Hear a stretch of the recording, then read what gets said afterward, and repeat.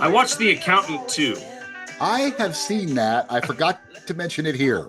Yeah, I watched it, but it was still in the theater. I don't know how that works, but on Prime, it must be an Amazon movie I think because it while it is. was still in the theater, I was able to watch it on Prime. I forgot to mention it. It was weeks ago now, and there was no ads or anything in it. And also, I could have also watched Mission Impossible, the new one that was in the theater. Funny that you mentioned that. That's the other movie I watched. Well, it must be an Amazon plane. You're flying on an Amazon plane. Yeah, I was. I was delivered. It was a drone. Yeah, that's right. Yeah, Okay, so well, what'd you think of that? so I didn't remember the first Accountant, but I kind of remembered not really liking it. I thought so. Yeah, I wrote down some thoughts. First of all, Jon Bernthal really leaned into it. He was real. He knew exactly what that movie was, I and have an opinion of him in and he that. had he seemed like the only one having a good time making that movie. Well, because Affleck is playing a humorless character. He's on the spectrum. Yeah, but the people on the spectrum don't necessarily not have humor. He chose that. He chose to be a humorless character, and he also he leaned more into the him being on the spectrum. He had that affectation on his voice. Considering you could have deducted considerably more from your taxable income, what is the most frequently ordered size of pizza? Large, 90%. Large pizza is $17.35, which accounts for 1,484,315 large pizzas. 82, 82, 82. 82 what? How much is this? Toothpicks. I get it, and look, it was it was not entertaining. Like I was entertained by it. Are you not entertained? But Yeah. it was the standard action movie now. Like, By the way, the first accountant had way more, way less, and it made it better. It was more of a sleeper.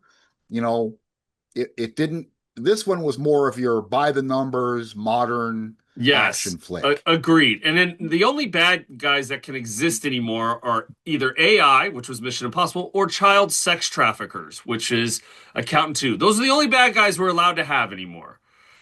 I'm really looking forward to the time and it's just when child traffickers are all using only AI. Yeah.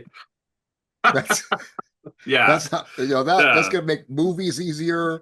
It's going to make crime easier Yeah, they'll just stay in their house and here in Vegas. they'll just use AI. Yeah, Well, yeah, I thought that a couple things. The opening sequence was great with J.K. Simmons. it was really entertaining. And you didn't, because he's a name actor, you did not expect what happens to him to happen. No, that opening was a good action scene.